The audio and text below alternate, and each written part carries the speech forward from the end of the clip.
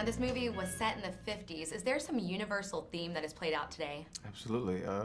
Family is the most obvious. We all have family, and we all have moments where we don't get along or there's some sort of miscommunication among us. So I think it's definitely a theme that everybody can relate to, for sure. Can it play out just beyond family too, just kind of like breaking barriers? Is there a lot of that going out in the world today? I think so. I think there's a little bit of those elements in this film, and there's something that everyone can relate to in Fences, I think. And then, Stephen, your characters repeat these wonderful sayings.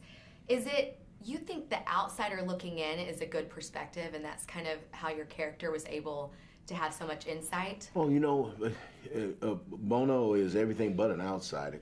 I mean, in terms of, he's just been welcomed in. He's like extended family, we say in the culture, extended family. And I've known him for years, and I knew when the kids were born. And so, yeah, he's in. But a lot of the wisdom he's gotten from Troy himself. He just has to give it back to him in a time. Sometimes our mentors, if you really know them for a long time, you get to a place that you can pay them back. So it really was your inside relationship that helped impact this family. Exactly, because everybody in this family and extended family, they all love each other. So consequently, they're able to hurt each other quite deeply. Wow. Okay, and then Jovan, how did your relationship with your own father impact your role in this movie? Just informed me. It formed, it reminded me of how foolish I probably was when I was in high school, and how much I didn't necessarily take his advice right away.